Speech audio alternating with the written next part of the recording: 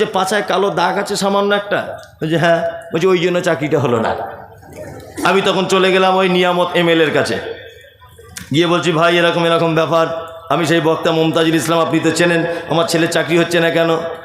তখন আমার ছেলে যখন ওর কাছে গিয়ে পরিচয় দিচ্ছে আমি মমতাজুল ইসলাম বক্তার বেটা, ও তখন বলতে চাইছে বুঝতেই তো পারছি আসলে পাছায় দাগ নয়, তোমার আব্বাকে পরে ফোনে কথা বলতে বলো।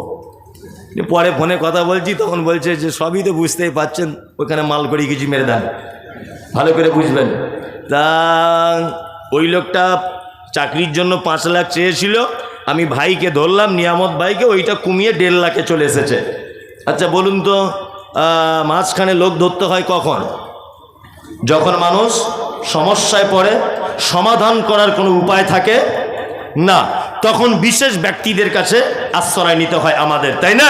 ঠিক তেমন সলুয়া গ্রামে আপনার নাম আব্দুর রহমান, এটা আল্লাহ জানে কি জানে না যে সলুয়াতে আব্দুর রহমান বলে একজন আছে? এটা আল্লাহ জানে কি জানে না? জানে। তা আল্লাহর সাথে যখন আমার আগে থেকেই পরিচয় হয়েই আছে, তাহলে মাঝখানে আমি পীর ফকির দালাল ধরতে যাব কেন? হ্যাঁ, দালাল ধরার কোনো প্রশ্নই ওঠে না, ওঠে? কোনো প্রশ্ন ওঠে না। আল্লাহু আকবার। আল্লাহ তুমি আমাদেরকে এই দালাল থেকে বাঁচার তৌফিক দান করো, আমিন আমিন। আল্লাহ সুবহানাহু ওয়া তাআলা মুশরিকদের ব্যাপারে পবিত্র আল কোরআনে কি বলছেন? ওই একই সূরা, ওই যারা ছাত্র আছো আয়াতগুলো ভালো করে দেখে নেবে, বক্তব্য দিয়ে দিবে জুম্মার দিনে, খুব সুবিধা হবে।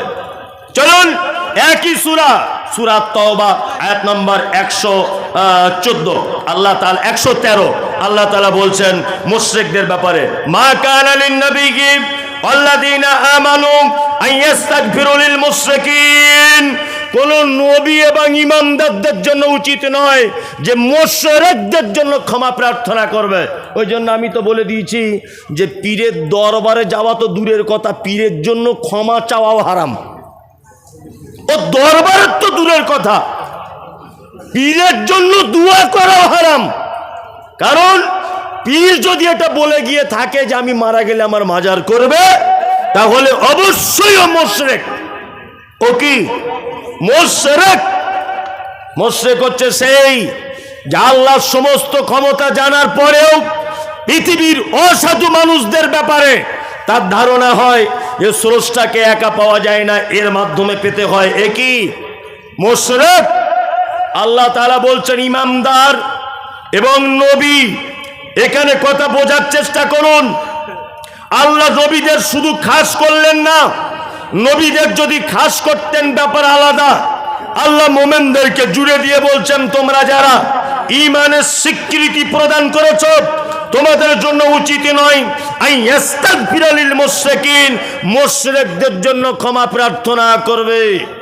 আল্লাহ তাআলা তারপর আবার বলছেন ওয়ালাউ কানু উলি কুরবা, মুশরিক যদি তোমার নিকট আত্মীয় হয় তবুও তার জন্য ক্ষমা প্রার্থনা করা যাবে না। এইবার একটা কথা আপনাদেরকে বলে রাখছি, কথাটা বললে জানি না বিশৃঙ্খলা হবে কিনা। আপনাদের যাদের বাড়িতে বেটা বেটি আছে, বেটিগুলো তো বিয়ে দিচ্ছেন আলহামদুলিল্লাহ, দিচ্ছেন না? দিচ্ছেন। প্রাপ্তবয়স্ক হয়ে গেলে সকলেই বিয়ে শাদী দেন আলহামদুলিল্লাহ। ঘটক এসে বলছে একটা ভালো ছেলে দেখেছি। বলছে ছেলে কি করে? বলছে ছেলে ভাকুড়ি হাই স্কুলের মাস্টার। তা বলছে তাহলে তো এর থেকে আর ভালো ছেলে দুনিয়ায় পাওয়াই যায় না, বিয়ে শাদী রেডি।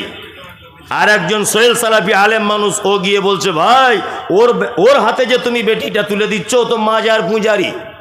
তখন বলছে তোমাদের যত সব এঁটে পাখামু কথা, ছেলে চাকরি করে, এত ভালো ছেলে, বলছে মাজার, সামান্য জিনিসের জন্য আটকে যাবে। কথাবার্তা দেখুন, কথাবার্তা এই না? আরে গোলাম হোসেন, আপনার মেয়ে তো মুশরিক হতে চলেছে, আপনার মেয়ে তো মুশরিকা হতে চলেছে। কোন মাজার পূজারীদের সঙ্গে আত্মীয়তা করা হারাম, এবং কোন মাজার পূজারীর জন্য দুয়া পর্যন্ত প্রার্থনা করা, ক্ষমা প্রার্থনা করা হারাম। ওই জন্য আমি বলে দিয়েছি, সবাই একটা জিনিস বুঝেছে, ওই আলা হজরত নাকি একটা দল বার হয়েছে, আলা হজরত, বড় টুপি, মুর্শিদাবাদের একটা আছে, পান টান খেয়ে খুব আমার বিরুদ্ধে বলে, সরুপাড়া মুখ, ওর কি নাম? না ওর নাম বলবো না, ওর নাম মুখে বললে অজু ভেঙে যেতে পারে, ওই জন্য বলবো না আমি। কারণ হচ্ছে ও পাক্কা মুশরিক, মাজারে সেজদা দেয়। আল্লাহু আকবার। শাহনেওয়াজ, পান্না, হীরা, টেলিকম, বালিরঘাট। কত? 20,000। মাশাআল্লাহ, জাযাকাল্লাহু খাইরান হাসানাল জাযা। যাই হোক না, আমি আদায়ের কথা বলছি, আমাকে 2-4 মিনিট একটু টাইম দেন, আমি একটু ক্লিয়ার করে নিই। আমি ঠিক আদায়ের কথা বলবো, আর ডিস্টার্ব করলে সবই গন্ডগোল হয়ে যাবে। যে কথা বলছিলাম সেটা হচ্ছে এই, আল্লাহ সুবহানাহু ওয়া তাআলা বলছে আলাউ কানু উলি কুরবা, মুশরিক যদি তোমার নিকট আত্মীয় হয় তবুও তার জন্য ক্ষমা প্রার্থনা করা যাবে না। আমাদের মাঝে একজন নবী ছিলেন, ইব্রাহিম আলাইহিস সালাম। নাম জানেন? ওর আব্বা কি ছিল? শুধু মুশরিক তো মুশরিক না, জাতা মুশরিক না, ও আল্লাহ তৈরি করে বিক্রি করত। এত বড় চিটার। কি বললাম বুঝলেন? বাঁচতে পেরেছে? কিয়ামতের দিনে বাঁচতে পারবে না। আল্লাহ তুমি আমাদের সকলকে বাঁচার তৌফিক দান করো এই মুশরিকদের হাত থেকে, আমিন। শিরক পৃথিবীর এক ভয়াবহ পাপ। ছোটোখাটো শিরক, বড় শিরক তো যা আছে মাজার টাজারে যাবে, এগুলো বড় শিরক। ছোট শিরক এই যে চারটা আংটি পড়ে আছে হাতে, বলছে এটা রাতে চমকে চমকে উঠি তাই, পাথর লাগানো। এই পাথরটা কি ভাই? বলছে বহু কথা শোনে না। এইটা কি ভাই? বলছে ঘন ঘন বাপের বাড়ি চলে যায়, আসতে চায় না। এইটা কি? বলছে এইটা ঘন ঘন পেচ্ছাপ হয় তাই। সব শিরক। কি শিরক? এই পাথর একটা একটা 400-500 টাকা দিয়ে কিনে আনছেন। আল্লাহু আকবার। কলকাতায় যান, এগুলো বড় বাজারে কেজি দরে বিক্রি হয়, কেজি দরে। 50 টাকা কেজি, 100 টাকা কেজি। ফুটপাতে বিক্রি হয়, কুকুরে পেচ্ছাপ করে ওতে। আর বস্তায় লাট দিয়ে রাখা আছে। ওই নাখোদা মসজিদের মেন গেটে ঢোকার সময় দেখবেন, আমি বলে দিচ্ছি, ইনফরমেশন দিচ্ছি, ওই বস্তাতে লাট দিয়ে রাখা আছে, কুকুরে পেচ্ছাপ করছে। আরে কুকুরে পেচ্ছাপ করে আংটি এখানে এনে অষ্টধাতু বলে চালিয়ে দিচ্ছে, বলছে ওর বইয়ের ছেলে হবে। গাধা কি আর 2024 সালে খুঁজে পাওয়া যায়? হ্যাঁ, MBBS ডাক্তার 4 বছর চিকিৎসা করে ফেল হয়ে গেল, আর কুকুরে পেচ্ছাপ করা পাথর নাকি ওর বইয়ের ছেলে করে দিবে। ঠিক আছে, মারাত্মক বড় পাপ, মারাত্মক বড় পাপ। এত বড় পাপ যে এই পাপ করলে আল্লাহ কত রেগে যায়। সামান্য একটা জিনিস বললে আপনি বুঝতে পেরে যাবেন। আপনার বউ খুব সুন্দরী, ওর চুলটাও যেমন, ঠোঁটটাও তেমন, আর ওর চলন, আর মুচকে মুচকে হাসি, আর আড়াআড়ে দেখা, মানে ওর রান্না বান্না একদম মানে যাকে বলে অতুলনীয়। কি বললাম বুঝলেন? আচ্ছা বলুন, আপনার স্ত্রী যে এত সুন্দরী, আপনার কোনো অবদান আছে? কোনো অবদান আছে? নাই। এ অবদান কার? আল্লাহ, তাই না? এবার আপনাকে বলছি, আপনার স্ত্রী হলো কি করে? না 500 টাকা মোহর দিয়েছেন, ইমাম সাহেবকে 500 দিয়েছেন, আর একটা নাকের ফুল দিয়ে দিয়েছেন, বউ হয়ে গেল, তাই না? 3-4 মাস এক জায়গায় সংসার করলেন, রাজমিস্ত্রি খাটতে চলে গেলেন দিল্লিতে। 6 মাস পরে আপনি বাড়ি আসছেন, তো ফোনের সুইচ অফ হয়ে গিয়েছিল, ট্রেনের চার্জ নেই। তা আপনি বাড়ি এসেই দরজা খুলে দেখছেন আপনার সুন্দরী বউটা আপনার ছোট ভাইয়ের গলা ধরে শুয়ে আছে। আচ্ছা বলুন তো, রাগ হবে কি হবে না? রাগ হবে। তুই বিয়ে করেছিস? আচ্ছা, মাশাআল্লাহ। তার ওরও রাগ হবে। ওর যদি রাগ হয় আমাদের তো হবেই, তাই না? আরে সে পরশুদিন দক্ষিণ দিন মালদাতে একটা প্রোগ্রাম করতে গেলাম, তা কোনো একটা কথা প্রসঙ্গে আমি বলছি যে আল্লাহর পরে পরে আপনাকে বেশি ভালোবাসে কে? মানে জলসায় স্টেজে বসে আছেন, একটা লোককে বোঝানোর জন্য বলছি যে আল্লাহর পরে পরে আপনাকে ভালোবাসে কে? তা লোকটা ডাইরেক্ট বলছে আমার বউ। তো তোর, আরে যে মা পেটে রাখলো একবারও বললি না, যে আব্বার কথাটা একবার অন্তত পক্ষে বলতে পারলি না, ডাইরেক্ট বলছে আমার বউ। তখন আমি বলছি ভাই সত্যি কথা বলছেন? বলছে সত্যি মিথ্যে জানি না, সমাজে যেটা চলছে সেটাই বললাম। একেবারে খারাপ কথা বলিনি, সমাজে এটাই চলছে, চলছে না? চলছে। আমি যতই ফটর ফটর করি, বাড়ি গেলে একটা কথা বলতে পারি না, কথা বললি ধুমকি দেয়, আর তুই বকো না তো ফালতু, তুমি বুঝেও চাপ। জোরে আমি সব জায়গায় প্রধান বক্তা হয়ে বক্তব্য রাখছি, আর তোর কাছেই পাগল, যেইখানে যা কিছু বলতে যাচ্ছি। আল্লাহু আকবার। যে কথা বলছিলাম সেটা হচ্ছে এই শিরক। আপনার স্ত্রীর গলা ধরে আপনার ছোট ভাই রয়েছে শুয়ে, আপনার রাগ হবে? হবে না? হবে। কেন এত রাগ কিসের, এত অধিকার কিসের, কিসের এত অভিমান? এই যে আমার দিকে ফিরুন, এই যে হাতটা এরকম করছি। আচ্ছা বলুন তো, এই ফোল্ডিং সিস্টেম এটা কার দান? এখানে মাসে মাসে গ্রিস ট্রিস করতে হয়? মোটর সাইকেলের চাকা যদি হতো, মোবিল গ্রিস করতে হতো। এই যে ফোল্ডিং সিস্টেম অটোমেটিক হচ্ছে না এটা, এখানে গ্রিস ট্রিস ব্যাপার আছে? ডাক্তার কোনোদিন বলে যে শুয়ে পড়ে গ্রিস করে দিই, ব্যাপার আছে? না, এ কার দান? আল্লাহ। অক্সিজেন কে দেয়? আল্লাহ। আই পাওয়ার এটা কার? মাটিতে চলেন, মাটিটা কার? আল্লাহ। সমস্ত কিছু আল্লাহ।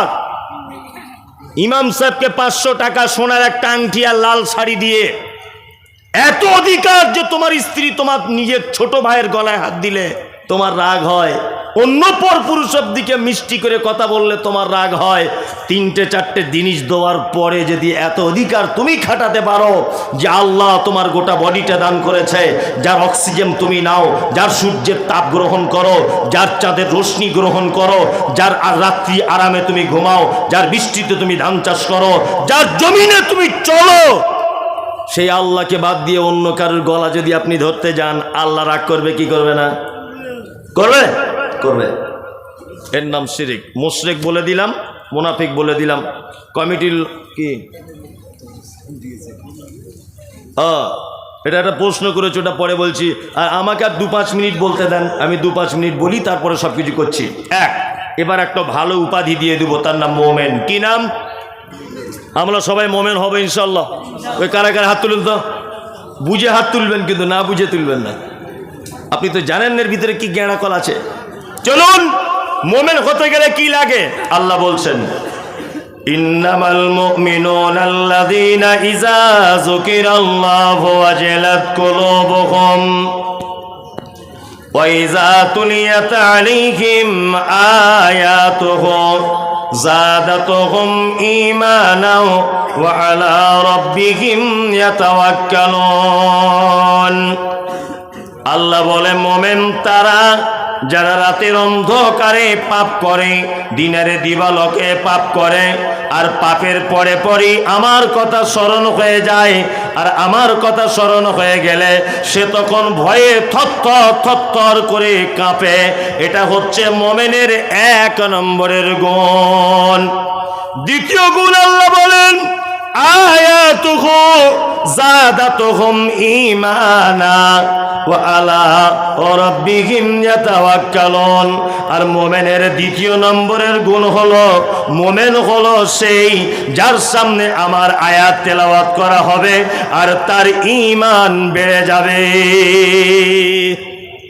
কোরআন মাজিদ পড়লে ঈমান বাড়ে, বাড়ে, বাড়ে তোমার? আলহামদুলিল্লাহ, একটা লোক খুঁজে পেলাম যে বাড়ে। আল্লাহু আকবার। সত্যি কোরআন মাজিদ পড়লে ঈমান বাড়ে, বাড়ে না? বাড়ে। আপনি যদি প্রমাণ দেখতে চান, এখানে কেউ হাজী সাহেব আছেন স্টেজে? কে আপনি? মাশাআল্লাহ, একজন হাজী সাহেব রয়েছেন। আর আমিও গিয়ে ঘুরে এসেছি কিছুদিন আগে, মক্কাতে দেখে এলাম।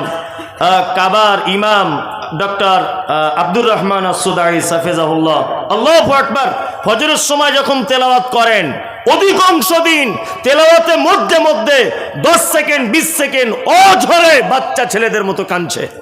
আল্লাহু আকবার। Ethiopia, Tanzania, German, Japan, France, Bangladesh, Bharat, Pakistan, ভাষা বুঝুক আর না বুঝুক, সমস্ত মানুষ কেঁদে লুটিয়ে যাচ্ছে। আবার নিজে পরীক্ষা। উত্তর দিনাজপুরের একজন চাচা, বয়স্ক মানুষ, আমার সঙ্গে উমরা করতে গিয়েছিলেন। বয়স্ক, বয়স হলেও মোটামুটি আমার মতো ছেলেকেও এক ঘুষিতে উড়িয়ে দিবে, মানে চাষিবাসী মানুষ, ক্ষমতা বাড়ল, কিন্তু নিরক্ষর, লেখাপড়া জানে না। লোকটি কোনো দোয়া দরুদ কিছু জানে না। কিন্তু যখন তওয়াফ করতাম কাবাতে, যখন তওয়াফ করতাম, ও পিছন দিক দিয়ে আমার জামা ধরে রাখতো, বারবার আমার জামাটা টেনে ধরে রাখতো। আমি বলতাম, চাচা আপনি আমার জামা কেন ধরছেন? তখন উনি বলতেন যে জামা এই কারণে ধরছি যে আমি অশিক্ষিত লোক, যদি হারিয়ে যায় তাহলে আরবি ভাষা বুঝি না, আমি বাড়ি যেতে পারবো না। তো আমার জামা ধরে থাকতো, যতক্ষণ থাকতো। আজান হয় কাবায়, আর সঙ্গে সঙ্গে তওয়াফ বন্ধ হয়ে যায়, সবাই কাতারা দিতে শুরু করে দেয়। আমিও দাঁড়িয়ে আছি, আমার ডান দিকে দাঁড়িয়েছে উত্তর দিনাজপুরের ওই চাচা, অশিক্ষিত লোক, কোরআন জানে না, কিন্তু আব্দুর রহমান আস-সুদাইস তিনি যখন কোরআন তেলাওয়াত করতে করতে জাহান্নামের কথা চলে এলো, অঝর নয়নে যখন কাঁদছেন আর আমার চোখ দিয়ে পানি চলে এলো, কারণ আমি একটু আধটু কোরআন বুঝি। আর আমার পাশে চাচা দাঁড়িয়ে আছে, অশিক্ষিত লোক, চাচার চোখ দিয়ে দেখছি পানি, আর বাচ্চা ছেলের মতো ডুকরিয়ে ডুকরিয়ে চাচা যেন কাঁদতেছে। নামাজ শেষ হয়ে গেল, চাচাকে বললাম, চাচা আমি না হয় আলেম মানুষ, কোরআন বুঝেছি তাই কেঁদেছি, সত্যি করে বলো দেখি তুমি কেন কাঁদেলে? চাচা তখন বলছে, মমতাজুল তুমি আমার বেটার থেকেও ছোট তোমার বয়স, তারপরেও তোমাকে তুমি বলে বলছি, শুনে রেখে দাও, 50 বছর আমি আজকে নামাজি, কিন্তু কোনোদিন কোরআন শুনে যে হৃদয় গলে যায় কোনোদিন যায়নি। আজকে কাবা শরীফের ইমামের তেলাওয়াত শুনে আমার ঈমানটা এমন বেড়ে গেল যে আমি আর থাকতে পারলাম না, আমার চোখ দিয়ে পানি চলে এলো। আমি কাবা থেকে বার হয়ে চাচার জামার দিকে তাকিয়ে দেখছি জামাগুলো সব বুঝে গেল। আমি তখন বললাম, আল্লাহ তুমি কোরআনে বলেছ আয়াতুহু যাদাতুহুম ঈমানা ওয়া আলা রাব্বিহিম ইয়াতাওয়াক্কালুন। আল্লাহ বলে মোমেন সে পৃথিবীর কোন আবৃত্তি কোন কবিতা শোনালে সে শুনবে না, তার সামনে যখন কোরআনের আয়াত যখন দেওয়া হবে আল্লাহ বলছেন যাদাতুহুম ঈমানা, সাথে সাথে তার ঈমান বেড়ে যাবে। আল্লাহু আকবার, ঈমান বেড়ে যাবে কোরআন শুনলে। আমাদের এই তো রমজান মাস আসছে, আর মনে হয় 1 মাস পরেই রমজান, তাই না? তারাবি নামাজ হচ্ছে, ইমাম সাহেব আল্লাহু আকবার, বেতের টেতের সব কিছু নিয়ে 1 ঘন্টা 15 মিনিট লেগেছে। তা মুসল্লিরা বাহিরে এসেই বলছে, হ্যাঁ গোনাটি ইমাম সাহেব পাল্টাও, এত আস্তে আস্তে কিরাত করলে হয় নাকি? ইমাম সাহেব পাল্টে দাও। ইমাম সাহেব একটু বেশ সুর করে মাখরাজ সহকারে তেলাওয়াত করছে, তো ইমাম সাহেব কমিটির চাপে চলে গেছে। ওর অপরাধ কি না, সঠিকভাবে কোরআন তেলাওয়াত করে মাখরাজ সহকারে, টাইম একটু বেশি লাগে। আর একটা ইমাম এসে তখন বলছে যে বেতন টেতন সব ঠিক। আর একজনকে জিজ্ঞাসা করছে, ভাই কি ব্যাপার, 15টা রোজাতে আগের ইমাম চলে গেল, রমজান মাসে তো ইমাম চেঞ্জ হয় না। সেই লোকটা তখন বলছে, ইমাম গিয়েছে একটা কারণে, নামাজ পড়াতে খুব দেরি করে, কেরাত খুব স্লো। এ বুঝতে পেরেছে তো মাদ্রাসায় পড়া ছেলে, আর মাদ্রাসায় পড়া ছেলে আল্লাহু আকবার, ও যদি এই রাস্তায় দিয়ে যায় আর ইবলিস শয়তানও যদি দেখে তালবিল ইলম আসছে, ও 30 কিলোমিটার দূরে ওদিক থেকে যাবে। কি বললাম বুঝলেন না? মানে সব খারাপ মাল এক জায়গায়, হয়তো ভালো মাল আলামিন মিশনে দেয়। কথা বাস্তব না বাস্তব? ভালো মাল সব আলামিন মিশনে, তৌহিদ একাডেমি, আল হেলাল মিশন, ওই অমুক মিশন তমুক মিশন। খারাপ মাল গ্রামে টেকে যাচ্ছে না, আম চুরি করে জাম চুরি করে, এর ওর জমি থেকে আঁক কেটে খেয়ে লাগে, গ্রামে বিচার চল, চলিও মাদ্রাসায় চল, তোকে আর পাকড়াতে পারছি না। তার ভিতরে আমি একজন। কি বললাম বুঝলেন? তা আল্লাহু আকবার, মাদ্রাসার ছেলেটা এসে বুঝতে পেরেছে, তার মানে যত তাড়াতাড়ি তারাবি পড়ানো যায় তত ভালো এদের কাছে আমি ইমাম হব। আল্লাহু আকবার, আলহামদুলিল্লাহ আমি আল্লাহু আকবার। টোটালে 25 মিনিটে শেষ। তো নামাজিরা বলছে, এই হচ্ছে শালা বাপের বেটা হাফেজ, নামাজিরা বলছে। আর আগে যে ছিল শালা গরুর গাড়ির মতো 1 ঘন্টা 25 মিনিট আবার নামাজ পড়তে লাগে। হ্যাঁ, এই হচ্ছে শালা বাপের বেটা। দেখ কোরআন পড়া কত তাড়াতাড়ি, কিয়ামত পর্যন্ত তারাবি পড়লে ফেরেশতারা পর্যন্ত ভুল করে ফেলবে যে কোন জায়গায় কোন দোয়া বলছে, বলবে না? আল্লাহু আকবার, আল্লাহু আকবার। কোরআন বেশি করে তেলাওয়াত করুন। আল্লাহ বলে আয়াতুহুম যাদাতুহুম ঈমানা ওয়া আলা রাব্বিহিম ইয়াতাওয়াক্কালুন। আর মোমেনের 3 নম্বরের গুণ হবে খাইরিহি ওয়া শাররিহি মিনাল্লাহি তাআলা। ভালো মন্দ যা কিছু হবে মোমেন আল্লাহর উপরে ভরসা করবে। কার উপরে ভরসা করবে মোমেন? আল্লাহর উপরে। 4 নম্বরে আল্লাযীনা ইউকিমুনাস সালাত। আল্লাহ বলে মোমেন সেই যে সালাত আদায় করবে, নামাজ পড়বে 5 ওয়াক্ত। 5 ওয়াক্ত নামাজ পড়েন? এই কারা কারা 5 ওয়াক্ত পড়েন? কারা 5 ওয়াক্তগুলো সবাই হাত তুলুন, তাহলে চোর ধরা পড়বে। তুলুন, সবাই কেউ 5 ওয়াক্ত লোক বাকি থাকবেন না। হ্যাঁ, তার মানে অনেক লোকই বাকি আছে, তাই না? হ্যাঁ, শুধু নারে তাকবীর দিয়ে জান্নাতে যাওয়ার কাজ নয়, আর সুবহানাল্লাহ বলে। কি বললাম বুঝলেন? আল্লাহু আকবার। আমাদের সমাজে 4 রকমের নামাজি আছে। ক রকমের? 4 রকমের। এইদিকে এবার শুনুন, 1 জোহরে যায়, আসরে যায়, মগরিবে দোকান খুলে, এশায় দোকান বন্ধ করে, ফজরে ঠান্ডায় ঘুম ভাঙে না। এটা একটা কোয়ালিটি। আর একটা কোয়ালিটি জুম্মায় জুম্মায় যায়, একদম সেই মানে সাদা পাঞ্জাবি আর ফক সেন্ট মেরে আর সেইরাম টুপি পরে মনে হচ্ছে আব্দুল কাদের জেলানি ঢুকছে জুম্মার দিনে আর কি, সাপ্তাহিক। আর একটা যায় ঈদুল ফিতর, ঈদুল আজহা। আপনাদের এলাকায় সবাই নামাজি, ওটা আমি বলবো না, আর আমাদের ওদিককার কথা বলছি। আর একটা নামাজি হচ্ছে 5 ওয়াক্তই যায়, তবে বাপ আমার কিছু বুঝে না, যেতে হয় তাই যায়। জিজ্ঞেস করছি, চাচা এই দুয়ায় কুনুতটা জানো? বুঝছি, বাপ বুড়ো হয়ে গেছে বাপ, চোখে কম দেখি, কানে কম শুনি, দুয়ায় কুনুত এত বড় কি করে মুখস্থ করি? ওটা নাই। আল্লাহু আকবার। আল্লাহুম্মা বাঈদ বাইনি ওয়া বাইনা খাতায়ায়া কামা বা'আদতা বাইনাল মাশরিকি ওয়াল মাগরিব। সানাটা মুখস্থ আছে? না বাপ, ওটা তো জিবই ভাঙে না। আচ্ছা, তাহলে দুয়ায় কুনুতও জানো না, সানাও জানো না? না। তাশাহুদের বৈঠকে বসে আত্তাহিয়াতু লিল্লাহি জানো?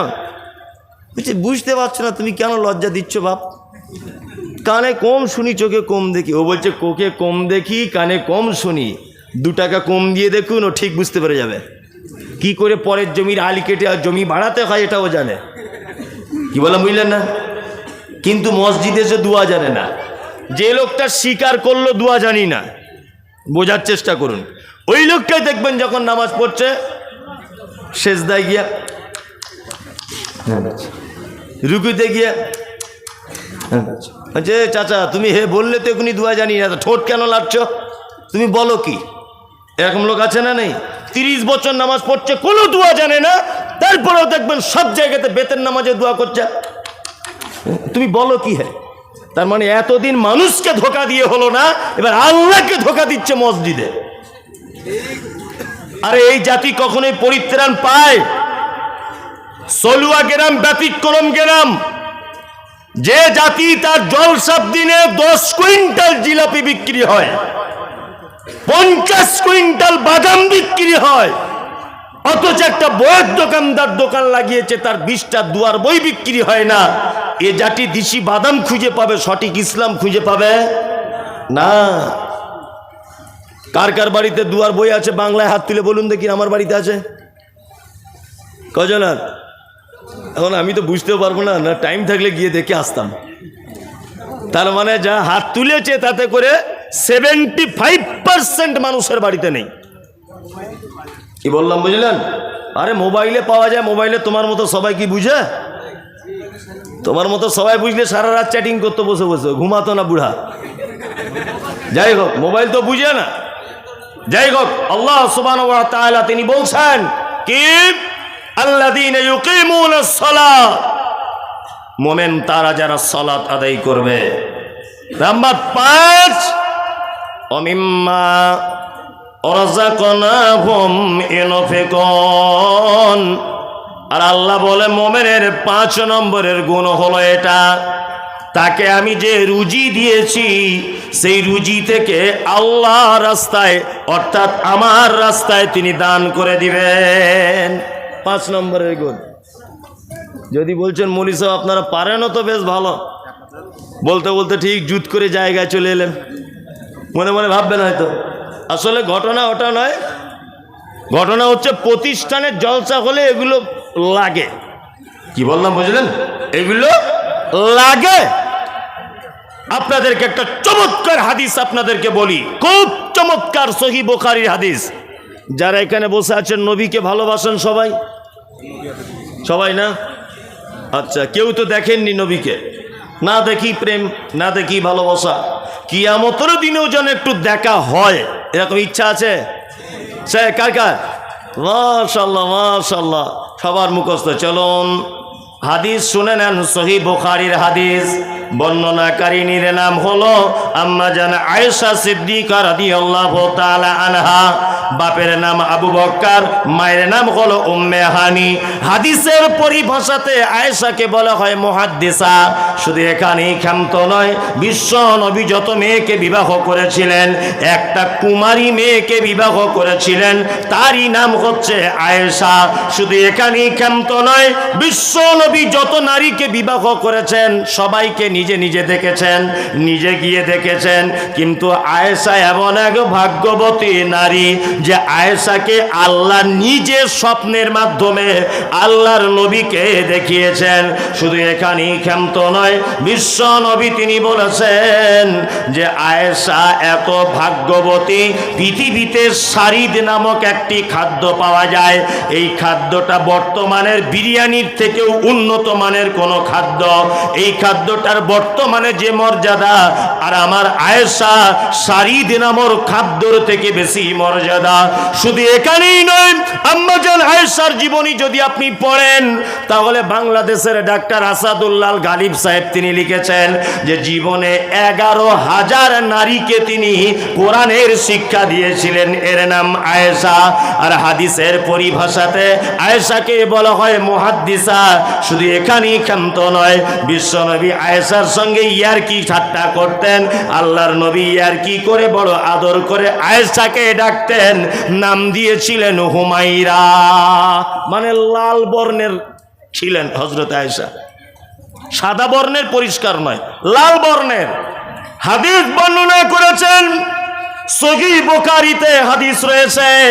হাদিস বর্ণনাকারিনী আয়েশা কোন বিবি নবীজিকে করিলেন জিজ্ঞাসা, ওগো নবী তব সাথে দেখা হবে কার? নবী বলে দুনিয়াতে হাত লম্বা যার। মা আয়েশা বলে এ কথা যখন শুনিলাম কানেতে, কাঠখণ্ড লয়ে হাতে লাগিলাম মাপিতে। দেখিলাম বিবি সাউদার হাতে লম্বা বলি, আমার মুখেতে ওগো পড়ে গেল কালি। হাত লম্বার অর্থ পরে পারিলাম বুঝিতে, দান ধন যারা করে এই দুনিয়াতে, তারে পরে জয়না বেশে নবীজিকে কয়, কেন জয়না বাল্লা রাস্তায় বেশি করে ক্ষয়। সল্লুয়ার মানুষ শোনন হাদিসটি বুখারীর, জয়নাবে আনন্দ আর আয়েশার মুখ ভারী। আম্মা জান আয়েশা বিশ্ব নবীকে বলছেন, ইয়া রাসূলুল্লাহ, কিয়ামতের দিনে লক্ষ কোটি মানুষ এক জায়গায় থাকবে, দয়া করে আপনি বলুন সর্বপ্রথম আপনার সঙ্গে কার দেখা হবে? আল্লাহ নবী বললেন না ফাতেমার কথা, খাদিজার কথা বললেন না, হাসান হুসাইনের কথা বললেন না। নবী কোনো কারোর কথা বাদ দিয়ে তিনি বললেন, আয়েশা শুনে রেখে দাও, দানের ব্যাপারে যার হাত লম্বা তার সঙ্গে আমি নবী জান্নাতে প্রথমে দেখা করে নিব। না সুবহানাল্লাহ কালকে বলবেন যদি টাইম কম থাকে। আর দানের ব্যাপার সুবহানাল্লাহ বলো 5 হাত ইমানের ব্যাপার।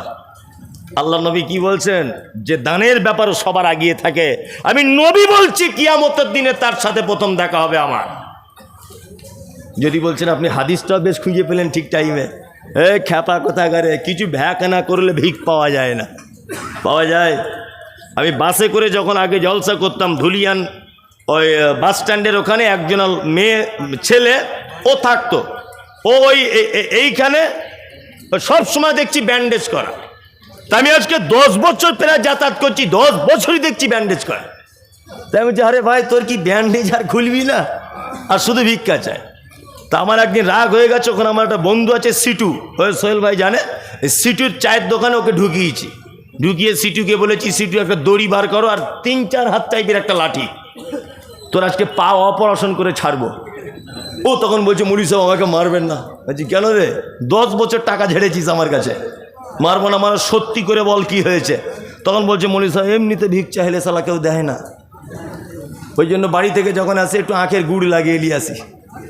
নিয়ে টাটকা গুড় যদি মাছিতে পায়, মাছি বসবে না? বসবে। মাছি টাছি বসে, আর লোক মনে করে কাল কি অ্যাক্সিডেন্ট হয়েছে, 10-20 টাকা করে দেয়, বাজার ভালো হয়। তার মানে ভ্যাক না করলে ভিক পাওয়া যায় না। এই গ্রামটার নাম সলুয়া, তাই না? সলুয়া গ্রামের একটা ছেলে, তার নাম আশরাফুল। গরিব ছেলে, তা ও গ্রামে ভিক্ষা করে, তার প্রতিদিন চাল হয় 1.5 কেজি 2 কেজি, বেশি হয় না। আর ওই পাশের ভাকুড়ি থেকে একটা মেয়ে এই গ্রামে ভিক্ষা করতে আসে, তার প্রতিদিন চাল হয় 15-16 কেজি। এখন ছেলেটা মনে মনে, গ্রামের ছেলেটা ভাবছে যে আমি গ্রামের ছেলে, আমার 1.5 কেজি, আর ও বাগির গ্রাম থেকে আসে, ওর হয় 15 কেজি, হয় কি করে? নিশ্চয় ভিক্ষা করার কোনো ব্যাপার আছে। এখন ও মাদ্রাসার এই গেটের সামনে দাঁড়িয়ে আছে যে ওই মেয়েটা কখন আসবে দেখব। টুকটুকে গাড়ি করে এসেছে, মাস্টার আব্দুর রহমানের দরজার সামনে দাঁড়িয়েছে, আর মেয়েদের গলার কণ্ঠ সুর ভালো হয়। মেয়েটা সুর করে করে বলছে, আমি নবীর বেটি ফতেমা, বাড়ি আমার মদিনা, ভিকে নাহি দিলে তোরা জান্নাত পাবি না। ছেলেটা তখন ভাবছে, ওরে চিটিংবাজ, এ তো স্যার নবীর বেটির নামে চাল তুলে খাচ্ছে রে। এখন আব্দুর রহমানের বহু দেখছে মনটা খুব নরম, মেয়েদের মন এমনি নরম হয় না? ওর বাপ মরে গেলেও যেমন কাঁদে, ওর হাঁস মরে গেলেও তেমন কাঁদে, এত নরম। তবে ওদের মনের ইঞ্চিতে ইঞ্চিতে বিষে ভরা। ওদের পাল্লায় যে পড়েছে তা 12:30 বাজিয়ে দিয়েছে। আমি কত স্কুলে হেডমাস্টার রেখে দেখেছি আন্ডার প্যান্ট পরে ঘুরছে। কি ব্যাপার, মাস্টার তো আগে এরকম ছিল না, বলছে প্রাইভেট পড়াতে পড়াতে দ্বিতীয় আর একটা বিয়ে করেছিল, 2 বইয়ের টেনশন, হেডমাস্টার এখন আন্ডার প্যান্ট পরে বসে আছে। খাতার না, এদের থেকে দূরে থাকবেন সব সময়তে। পাড়া গ্রামে দেখবেন, লক্ষ্য করলে এক হাতে করে নিজের মুরগিকে গম খেতে দিচ্ছে, আর এক হাতে দেখবেন ঝাঁটা নিয়ে দাঁড়িয়ে আছে, মানে অন্য কারোর মুরগি যদি ঢুকে যায় তার কলিজা কানা করে দিব। দেখবেন, এগুলো লক্ষ্য রাখবেন না? চলুন। আব্দুর রহমানের স্ত্রীর মন খুব নরম। ও তখন বলছে, নবীর বেটি বলে পরিচয় দিচ্ছে, হলে হতেও পারে। কারণ গ্রামের ছেলে আশরাফুল মনে মনে খুব রাখছে, এত বড় হারাম করে নবীর বেটির নামে চাল তুলছে, ওই কারণে চাল বেশি হয় ভাবছে।